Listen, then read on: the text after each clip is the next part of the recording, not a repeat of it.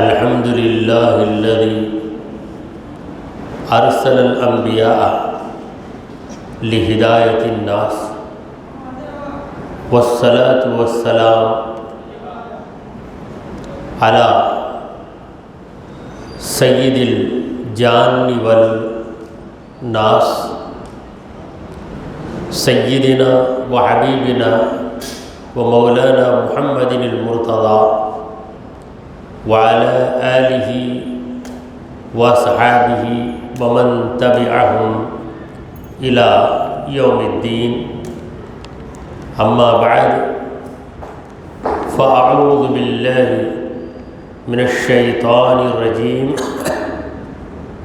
بسم الله الرحمن الرحيم. وَوَهَبْنَا لَهُ مِنْ رَحْمَتِنَا أَخَاهُ هَارُونَ نَبِيًّا. صدق اللہ مولانا العظیم. حاضرین محفل اور معزز خواتین، السلام علیکم ورحمۃ اللہ وبرکاتہ. رب ذوالجلال کی ہم پر بے پناہ نوازش ہے کہ اس نے ہمیں آقائے نامدار احمد مختار مدنی تاجدار دونوں جہاں کے سردار حضرت محمد مصطفیٰ رسول خدا صلی اللہ تعالی علیہ وآلہ وسلم کی بابرکت امت میں پیدا فرمایا. حضرات محترم، کل کے محفل میں سورہ مریم کی 58 نمبر کی آیت تک تفسیر کی گئی، 50 پر 8 نمبر، مگر سوئے اتفاق سے یہ ایک آیت وضاحت کے بغیر رہ گئی. وہ تھی آیت نمبر 53، یعنی 50 پر 3 نمبر کی آیت. ایسا ہوا کہ 50 پر 2 آیت کی تفسیر کرنے کے بعد میں یوں ہی 50 پر 4 آیت کو پہنچ گیا. بالآخر مجھے جناب جاوید صاحب نے تفسیر کے بعد اس طرف توجہ دلائی کہ آیت وضاحت کے بغیر رہ گئی. پھر مجھے بھی یاد آیا تو میں اس چیز کی پہلے قضا کر کے اس کے بعد ادا کی طرف بڑھ رہا ہوں. تو 50 پر 2 نمبر کی آیت کی میں نے اب تلاوت کی ہے. اس کی وضاحت کرنے کے بعد میں آگے بڑھوں گا. حضرت موسیٰ علیہ السلام کا واقعہ بیان کیا گیا کہ اللہ تعالیٰ نے موسیٰ علیہ السلام کی تعریف و توصیف کرتے ہوئے فرمایا کہ وہ میرے چنے ہوئے ہیں، وہ رسول ہیں، وہ نبی ہیں. اور پھر ہم نے موسیٰ علیہ السلام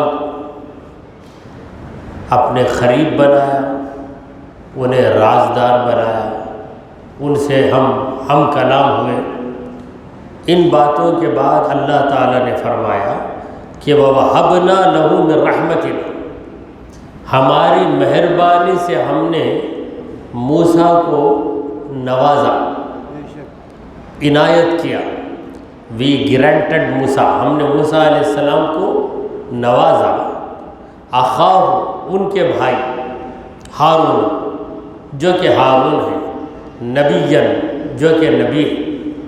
یعنی موسیٰ علیہ السلام کو ہارون علیہ السلام جیسا بھائی جو ملا، یہ بھی ہماری مہربانی ہے.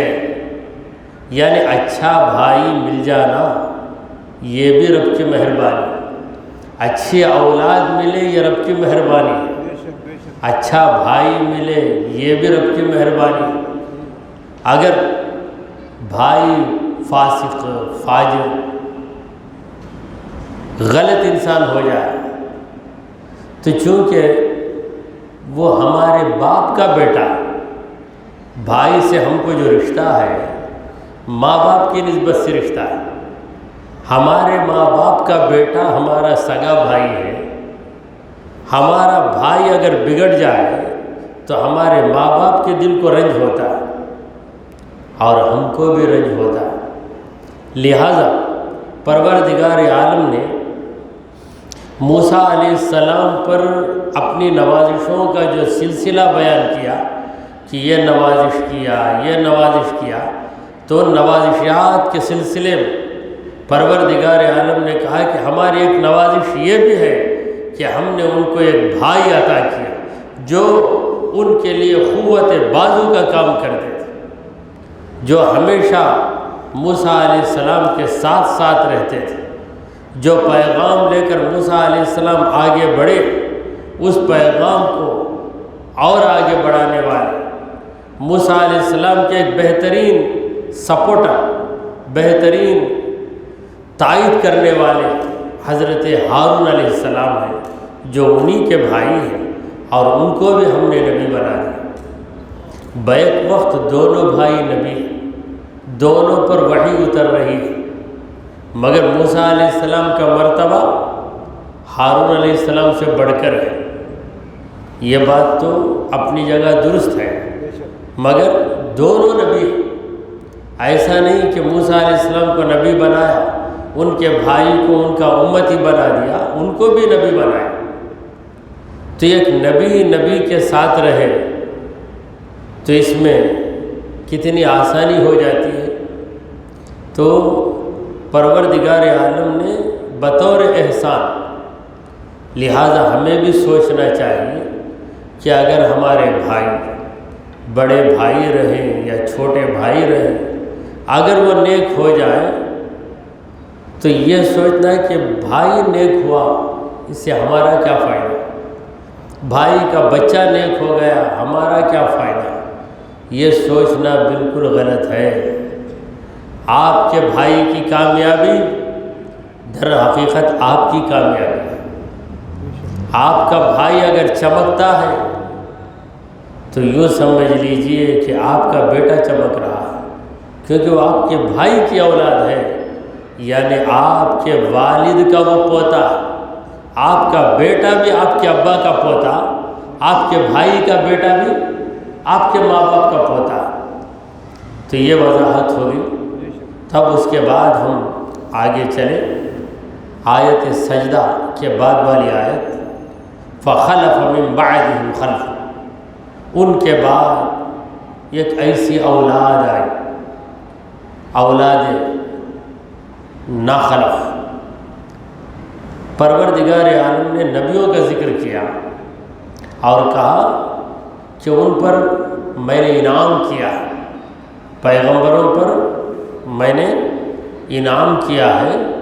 وہ آدم علیہ السلام کے اولاد سے ہیں، نوح علیہ السلام کے اولاد سے ہیں، ابراہیم علیہ السلام کے اولاد سے ہیں، یعقوب علیہ السلام کے اولاد سے ہیں۔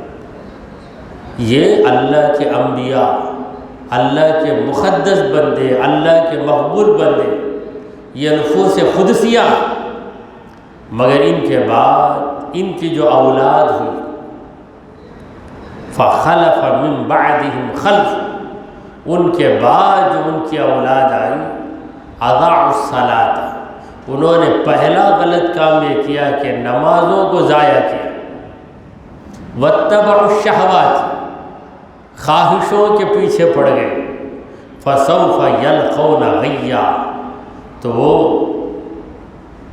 عنقریب اپنی اس غلط روی اور اپنی سرکشی کی جزا پائیں۔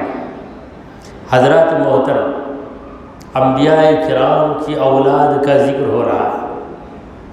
اگر اولاد بگڑ جائے، اگرچہ کہ وہ نبی کی اولاد ہو، تو صرف نبی کی اولاد ہونے کی وجہ سے اسے کامیابی کا تمغہ نہیں دیا جا سکتا، اسے کامیابی کی سند نہیں دی جا سکتی۔ ابراہیم علیہ السلام کی اولاد، اسماعیل علیہ السلام کے اولاد، اور جتنے یہودی ہیں ان میں اکثر تو حضرت یعقوب علیہ السلام کے اولاد ہیں۔ تو خلف کا معنی ہے نافرمان اولاد، اور خلف لام کے سکون سے خلف لام کے زبر سے خلف کا معنی ہے فرما بردار اولاد۔ خلف اکبر کسی بھی بہت بڑی ہستی کے بیٹے کا جب نام لکھتے ہیں، خلف اکبر و جانشین فلان ابن فلان، تو اس وقت وہ خلف نہیں پڑھتے، اس کو خلف پڑھیں۔ دیکھیے زبر اور سکون، اس میں سکون آیا خلف، اس میں زبر آیا تو معنی بدل گیا۔ تو اسی لیے جو اولاد بگڑی ہوئی ہے، بگڑی ہوئی اولاد کو ہم کیا کہتے ہیں؟ خلف نہیں بولتے، نا خلف۔ خلف کا معنی تو نیک اولاد، خلف لام کے سکون سے بولنا اردو والوں کے لیے بہت مشکل ہے، خلف نہیں بول سکتے، صبر آ جائے گا۔ خلف بولنا چاہیں گے تو خلف آ جائے گا، اس لیے اس لفظ کو ہم نے چھوڑ دیا، خلف کا لفظ ہم نے چھوڑ کے خلف کے لفظ کو اپنایا۔ خلف کا معنی کیا ہے؟ فرما بردار اولاد۔ پیر زادے کے بارے میں بھی کہتے ہیں کہ خلف ہے پیر و مرشد۔ خلف اگر وہ نافرمان ہو، کیا ناخلف اولاد جن کر رکھے نا بھائی، ہم تم بولتے ہیں نا ناخلف اولاد، تو خلف کو اس کا اپوزٹ بنانے کے لیے ہم نے کیا کیا؟ نا کا لفظ داخل کر کے اسے ناخلف بنا دیا۔ کوئی یہ سوچ سکتا ہے یا اردو زبان کی کلاس چل رہی ہے کیا؟ تفسیر کی برکت سے ہماری اپنی مادری زبان بھی ہمیں آ جائے تو اس میں برا کیا ہے؟ تو مولا کریم کہتا ہے کہ نبیوں کے بعد ان کی ناخلف اولاد آئی، تو یہ ناخلف اولاد نے جو برا کام کیا وہ کیا تھا؟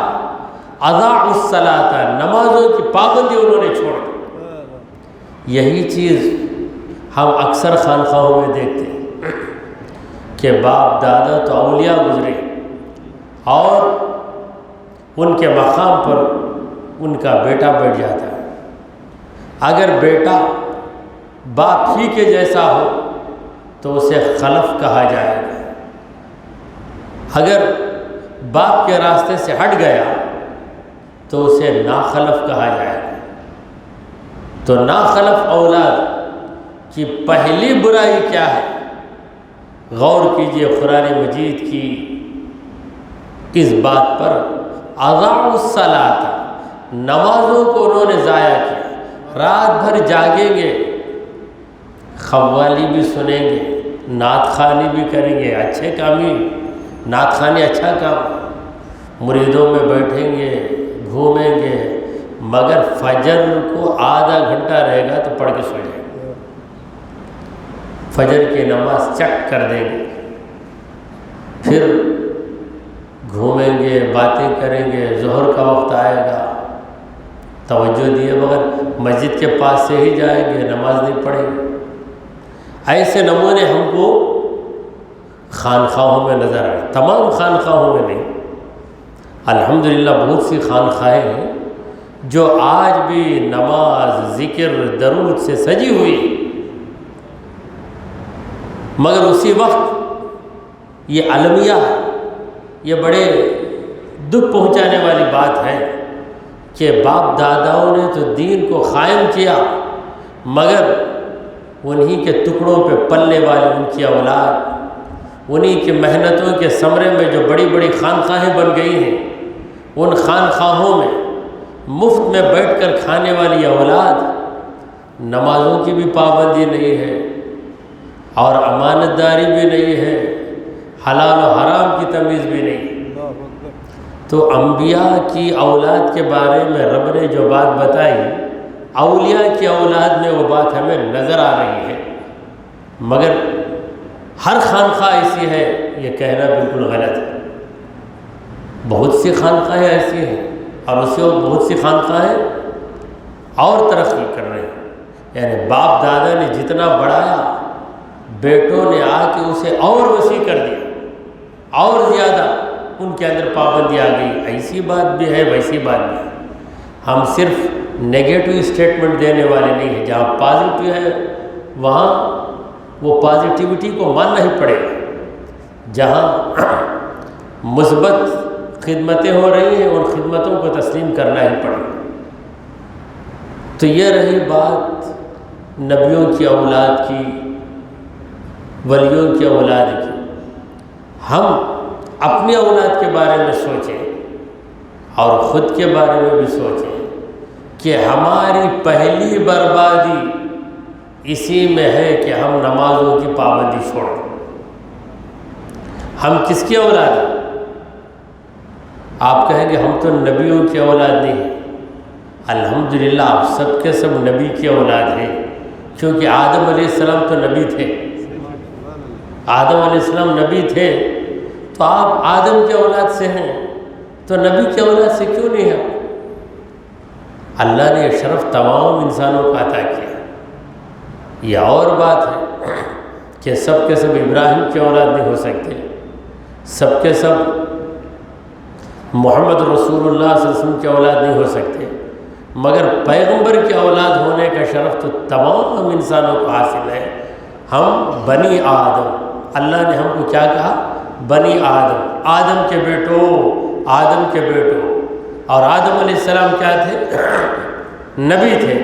تو ہم نبی کے بیٹے ہوئے کہ نہیں؟ جب ہوئے تو ہماری بربادی کس چیز میں؟ نمازوں کو ضائع کرنے میں. اب نماز کو ضائع کرنا کیا ہے؟ وقت پر نماز نہ پڑھنا, نماز کو سرے سے چھوڑ دینا, یہ تو بہت بڑی مصیبت ہے. بعض لوگ نماز کو چھوڑتے نہیں, وقت پر نہیں پڑھتے. اپنی سہولت کے مطابق فجر کو 10 بجے پڑھیں گے, ظہر کو عصر میں آئیں گے تو ظہر عصر ملا کے پڑھ لیں گے, جیسی سہولت ہے. نماز آپ فقط چھوڑتا نہیں ہے, نماز چھوڑتا ہے. 10 ہو گئے بھی تو اٹھ کو میں پڑھ لیتا. چلو پڑھ لیتے وہ تو اچھی بات ہے, مگر اس سے نماز کا حق ادا نہیں ہوتا. اللہ تبارک و تعالیٰ نے نماز کو جہاں فرض کیا ہے, وقت کے ساتھ اس کی فرضیت کو اللہ تبارک و تعالیٰ نے واضح کیا.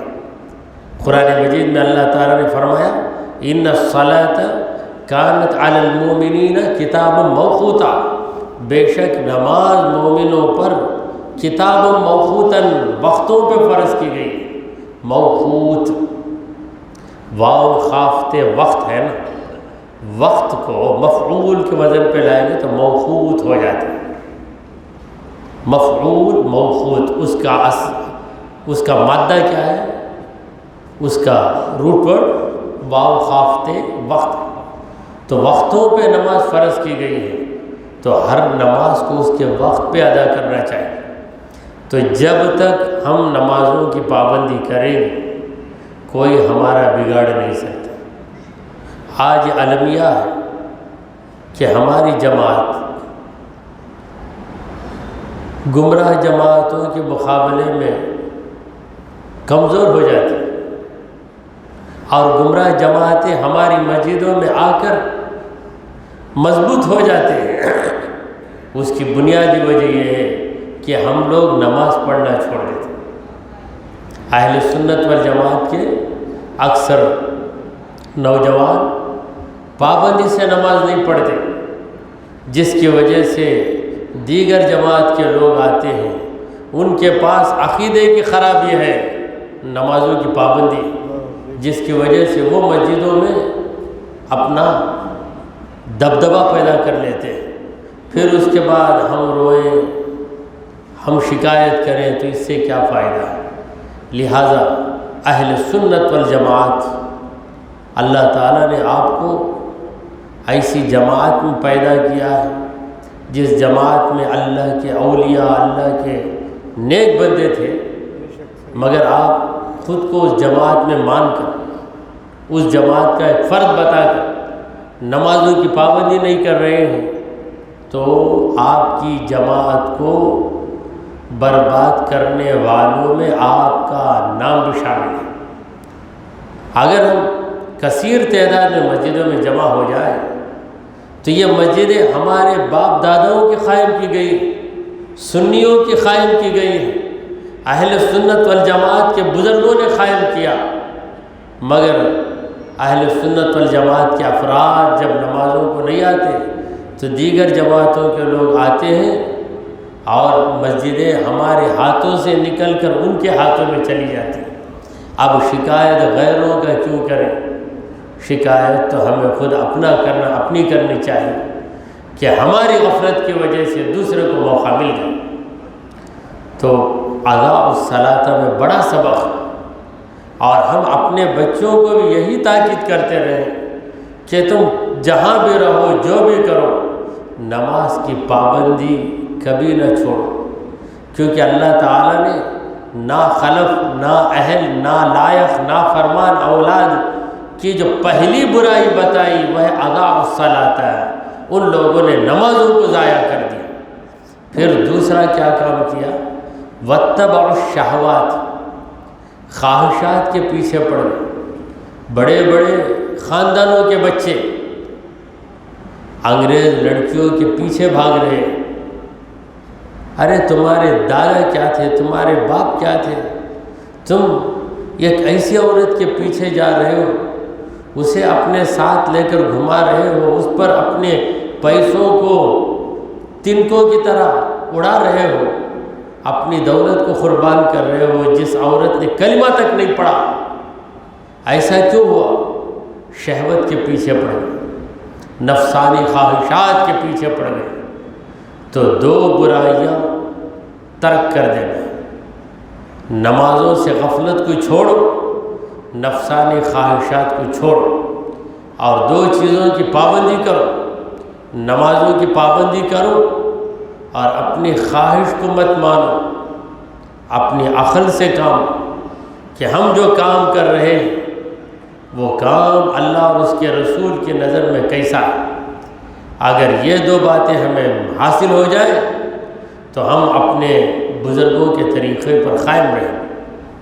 تو جو لوگ نمازوں کو ضائع کر دیے اور اپنی خواہشات کے پیچھے چل پڑے، ان کا انجام کیا ہوگا؟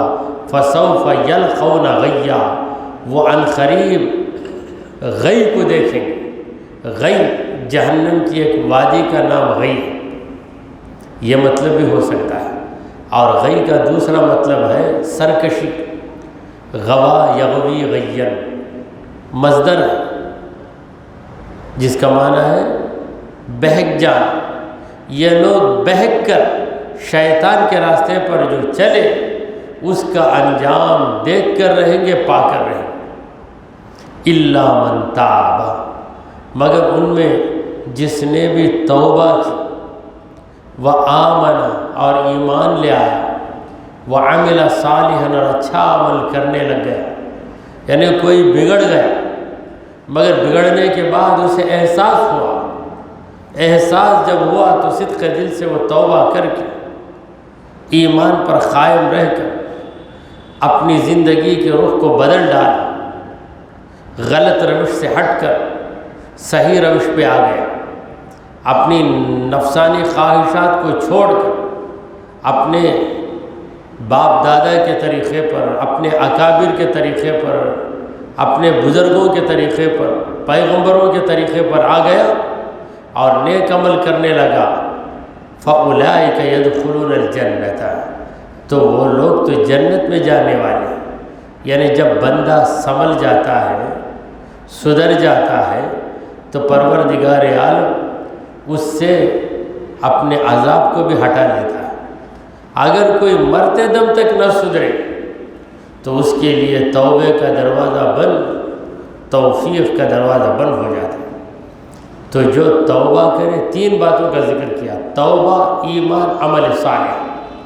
توبہ کرے، اپنے عقیدے پہ مضبوط ہو جائے اور عمل میں تبدیلی لے آئے، برے عمل کو چھوڑ دے، جھوٹ کو چھوڑے، سچ کو اختیار کریں، ناجائز خواہشات کو چھوڑیں، جائز خواہش کو اپنائیں، اجنبی عورتوں کے ساتھ گھومنا چھوڑ کر اپنی اہلیہ کے ساتھ اپنی زندگی بسر کریں۔ تو جو اس روش پہ آ جائے، مولا کریم فرماتا ہے کہ فَأُولَئِكَ يَدْخُلُونَ الْجَنَّةَ، وہ لوگ تو جنت کے اندر جائیں گے، وَلَا يُظْلَمُونَ شَيْئًا، ان پر کچھ بھی ظلم نہیں کیا جائے گا، یعنی پرانی غلطیاں ان کی معاف کر دی جائیں گی۔ تو اس میں مایوس ہونے والوں کے لیے امید کی روشنی بتائی گئی۔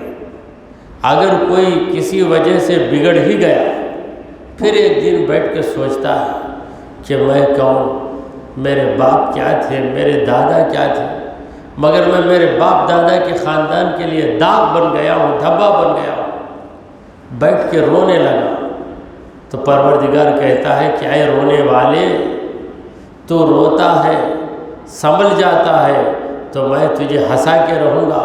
سن، تو سنبھل کے آ جا، توبہ کر کے آ جا، تیری روش کو بدل دے، تیرے عمل کو تو بدل دے، برے عمل کو چھوڑ کر اچھے عمل کی طرف آ جا، تو میں تجھے جنت کی خوشخبری دے رہا ہوں، اور تیری جو پرانی غلطیاں تھیں ان غلطیوں کو معاف کر دیا جائے گا، اور کیسی جنتوں میں انہیں پہنچایا جائے گا، جنات عدن، باقی رہنے والی جنت۔ عدن کا معنی ہے باقی رہنا، یعنی وہ جنتیں کبھی فنا ہونے والی نہیں۔ دنیا کی بڑی بڑی حویلیاں برباد ہو جائیں، بڑے بڑے محل زلزلے کا لقمہ بن جائیں گے، مگر جنت کا جو محل دیا جائے گا وہ محل ہمیشہ قائم رہے گا۔ دنیا میں تو گھروں کے اندر دھول جم جاتی ہے، کچرا آ جاتا ہے، پرندے آ کر گندگی کر کے چلے جاتے ہیں، کیا کیا پریشانیاں ہیں، خود کلین کرو، کلینر کو مقرر کرو، مگر جنت کے محل میں کوئی گندگی آئے گی نہیں، صفائی کی ضرورت ہی نہیں، ہمیشہ پاک و صاف۔ جنت کی غذاؤں میں بدہضمی نہیں، جتنی بھی غذا کھاؤ ہضم ہو جائے، اور جنت کے اندر بیت الخلاء کی بھی ضرورت نہیں، ٹائلٹ بھی نہیں وہاں پر، جتنا بھی کھاؤ ایک ڈکار آئے گی پورا ہضم ہو جائے۔ تو جنات عدن، ان کو جنات العدن میں باقی رہنے والی جنتوں میں پہنچایا جائے گا۔ التی، وہ جنتیں کیسی ہیں جنتیں؟ وعد الرحمن عبادہ، رحمان نے اپنے بندوں سے وعدہ کیا، جا بجا پروردگار خود کو رحمان رحمان بتا رہا، یعنی اے بندے مجھے پہچان، میں تجھ پہ ظلم کرنے والا نہیں، تجھے ستانے والا نہیں، تجھے بگاڑنے والا نہیں، میں تو مہربان ہوں، تجھ پہ مہربان ہے تو، لیکن اس مہربان کو چھوڑ کے تو بھاگ رہا ہے، تو یہ تیری بدقسمتی ہے۔ التی وعد الرحمن عبادہ، رحمان نے اپنے بندوں سے وعدہ کیا، بالغیب، غیب میں وعدہ کیا، غائبانہ طور پر رحمان نے وعدہ کیا ہے، اور ان جنتوں کو پروردگار نے غیب میں رکھا، پوشیدہ رکھا ہے، پوشیدہ رکھا ہے، ضرور عطا کرے گا اگر تمہارے اندر یہ تبدیلی آ جائے، تو اس کے لیے بڑی محنت کی کوئی ضرورت نہیں ہے، نمازوں کی پابندی کرو، اور کسی بھی خواہش کے بارے میں سوچو کہ یہ خواہش جائز ہے یا ناجائز، اگر ناجائز ہے تو اسے چھوڑ دو، جائز ہے تو اپنا لو۔ انہو کان وعدہ مأتیا، یقیناً اس کا وعدہ، اللہ کا وعدہ مأتیا، ہو کر رہنے والا، آنے ہی والا ہے، اللہ کا وعدہ آئے گا، آنے والا، اسے عربی میں لفظ ہے آتین، لیکن ماتین کا معنی ہے وعدے کو لایا جائے گا، یعنی یہ جو نعمتیں بتائی گئی ہیں یہ خود بخود نہیں آ جائے گی، پروردگار انہیں لے آئے گا، پروردگار انہیں عطا کرے گا۔ لا یسمعون فیہا لغوا، جنتوں کے اندر وہ لغو بات نہیں سنیں گے، لغو بات، بیکار بات جس میں کوئی فائدہ نہیں، الا سلام، مگر سلامتی والی بات سنیں گے، ہر بات میں بھلائی، محبت، پیار یہی رہے گا، شکوہ، شکایت، گالی گلوچ، دل کو ٹھیس پہنچانے والی بات، نفرت پیدا کرنے والی بات، ایسی بات جنت میں نہیں ہوگی۔ دنیا کے اندر جہاں بھی کوئی تقریب ہوتی ہے، لوگ جمع ہوتے ہیں، گیٹ ٹو گیدر ہوتا ہے، تو ہر گیٹ ٹو گیدر کے اندر ایک انٹوارڈ واقعہ ہو جاتا ہے۔ جہاں بھی لوگ جمع ہوتے ہیں کوئی نہ کوئی ایسا حادثہ ضرور ہوتا ہے کہ دو آدمیوں میں جھگڑا ہو جاتا ہے، ان کی بات انہیں بری لگ جاتی ہے، ان کی بات ان کو بری لگ جاتی ہے۔ تو ایسے حادثات، ایسے واقعات جنت میں ہونے والے ہی نہیں، نہ وہاں لغو گوئی ہے، نہ بیہودہ گوئی ہے، نہ جھگڑا پیدا کرنے والی بات ہے، بلکہ سلامتی والی بات ہے۔ ہر جنتی دوسرے جنتی کو دیکھ کر سلام عرض کرے، اور سلام یہ اتنا پیارا عمل ہے کہ جنت میں بھی اس پہ عمل ہو، جنتی ایک دوسرے کو سلام عرض کریں گے، اسی لیے اللہ نے کہا الا سلام، وہ لوگ ایک دوسرے کو سلام کریں گے، سلامتی والی باتیں ہی ان کی باتیں ہوں۔ وَلَهُمْ رِزْقُهُمْ فِيهَا، ان میں ان کا رزق انہیں دیا جائے گا، انہیں رزق ملے گا۔ دنیا میں رزق کے لیے آدمی کو محنت کرنا پڑتا ہے، پسینہ ٹپکانا پڑتا ہے، محنت کرو رزق حاصل کرو، مگر جنت کے اندر بغیر محنت کے رزق ملے گا۔ اگر دنیا میں آدمی محنت کیے بغیر بیٹھ جائے تب بھی اسے رزق ملتا ہے، مگر دوسروں کے احسانات تلے وہ رزق کھاتا ہے، انہوں نے دیا کھایا، انہیں دیا کھایا، بڑے بھائی کے گھر میں جا کے 2 دن کھایا، بھتیجے کے گھر میں بیٹھ کے کھایا، بھانجے کے گھر میں کھایا، سب کا کھایا، سب کا کھایا، ایک دن تبھی تو کسی کو کھلایا کیا؟ آخر ایک بات آتی، تو دنیا میں محنت نہیں کریں گے تو اپنا نہیں کھائیں گے، دوسروں کا ہی کھائیں گے۔ دنیا میں اپنا کھانا ہے تو محنت کرنا ہے، محنت کر کے کھاؤ۔ بوڑھے ہو گئے، اس کے بعد آپ کے بچے اسے کھلا رہے ہیں، تو بچوں کا آپ کھائیں گے تو آپ ہی کا کھا رہے، کیونکہ آپ نے محنت کر کے بچوں کی تربیت کی اور بچوں کو اچھے اچھے عہدوں پہ پہنچایا، لہٰذا آپ کا بچوں پر حق ہے۔ اگر جوانی ہی میں آپ ایسے کاہل بن گئے کہ گھر میں بیٹھ گئے، بیوی آپ کے کھانے کا انتظام کرے، کبھی بھائی کے پاس پیسے لے کے آ رہی ہے، باپ کے پاس پیسے لے کے آ رہے ہیں، سب رحم کرے، اس کا مرد کیا ابھی کماتا نہیں، وہ بچی آئی تو اسے کچھ 1000 روپے دے کر بھیجو، اس کے بارے میں ایسی باتیں ہوتی ہیں۔ تو دنیا میں محنت کرنا رزق حاصل کرنے کے لیے، مگر جنت کے اندر یہ پریشانی نہیں ہے، اور کسی کا احسان بھی نہیں رہے گا۔ ایک جنتی دوسرے کو نہیں کہے گا کہ میں تجھے کھلایا، ہر ایک اپنا اپنا کھائے گا۔ وَلَهُمْ رِزْقُهُمْ فِيهَا، اس میں ان کو ان کا رزق دیا جائے گا، بُكْرَةً وَعَشِيًّا، صبح اور شام، یعنی کوئی وقت ایسا نہیں جس میں رزق ان سے رکے گا، بلکہ ہمیشہ رزق ملتا ہی رہے گا۔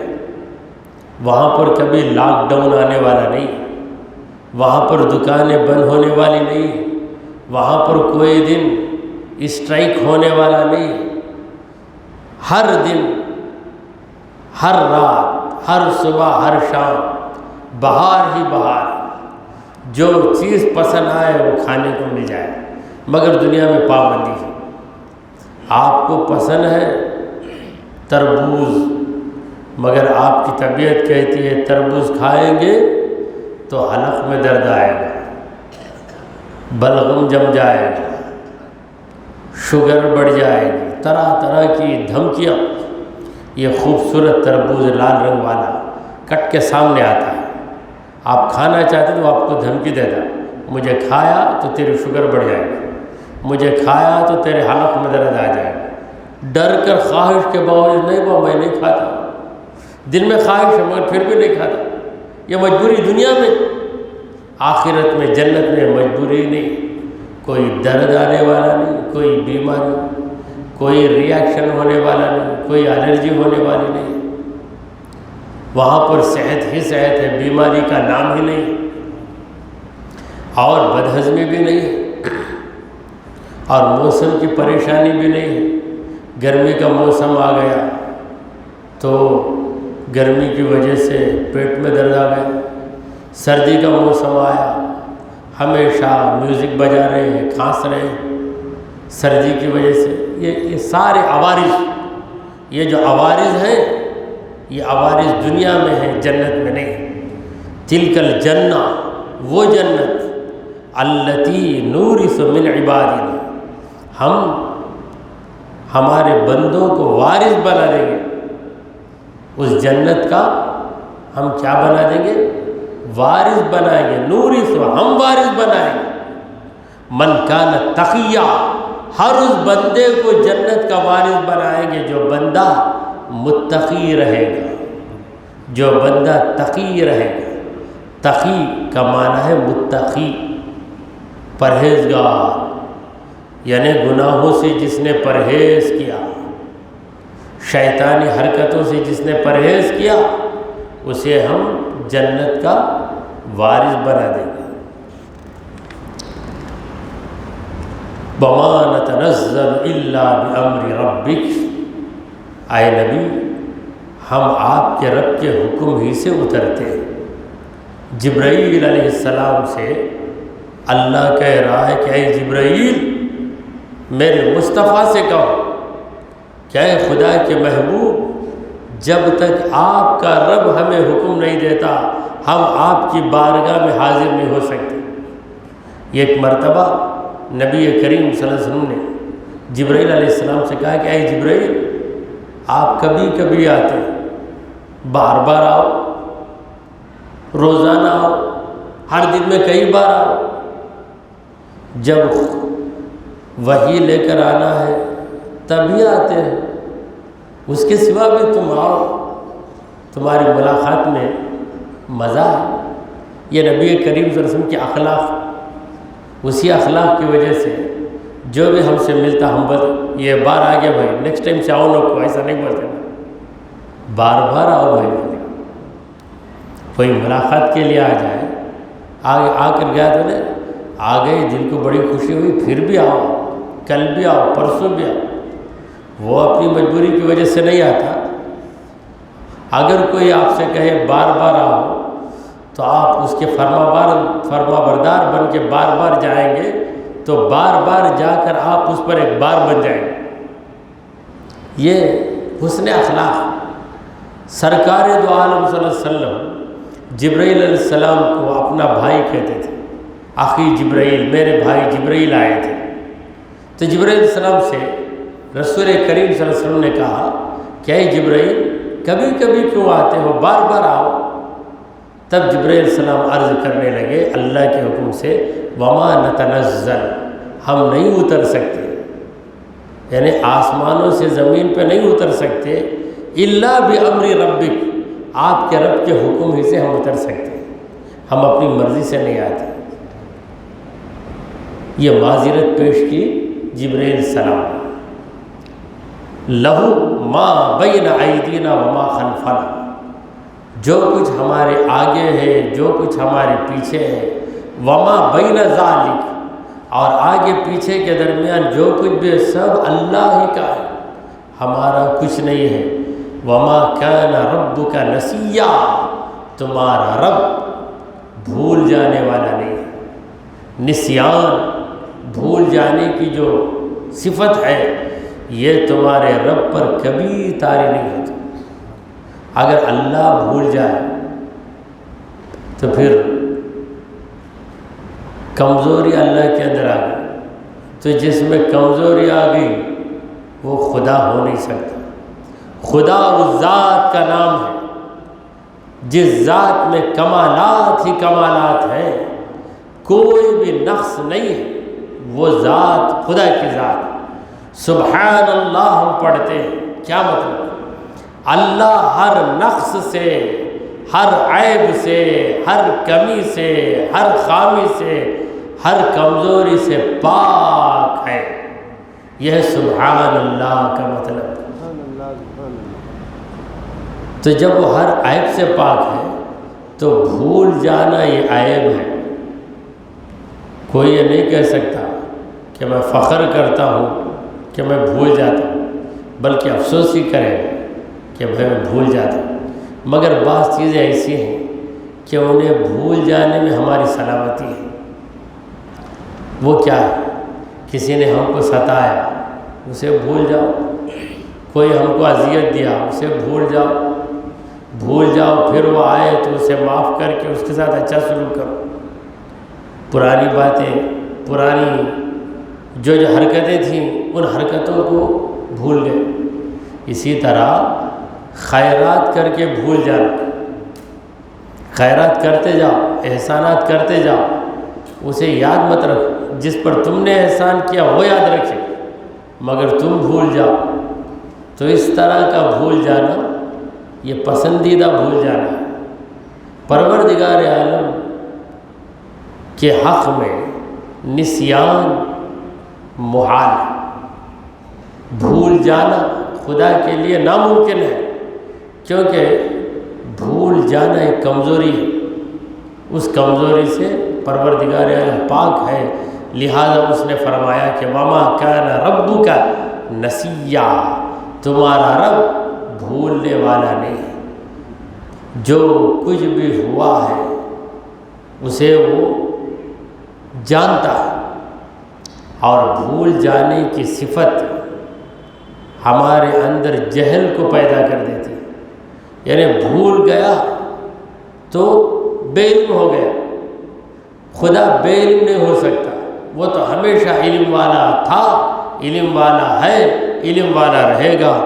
دعا کیجئے کہ پروردگارا ہم نے جو کچھ کہا اور سنا اسے قبول فرما دے۔ اے اللہ ہمارے گناہوں کو معاف فرما، ہماری خطاؤں کو درگزر کر دے۔ اے رب کریم ہم پر تیری رحمت نازل فرما۔ اے اللہ ہمیں سیدھے راستے پر چلا، تیرے انبیاء، تیرے اولیاء کے راستے پر چلا۔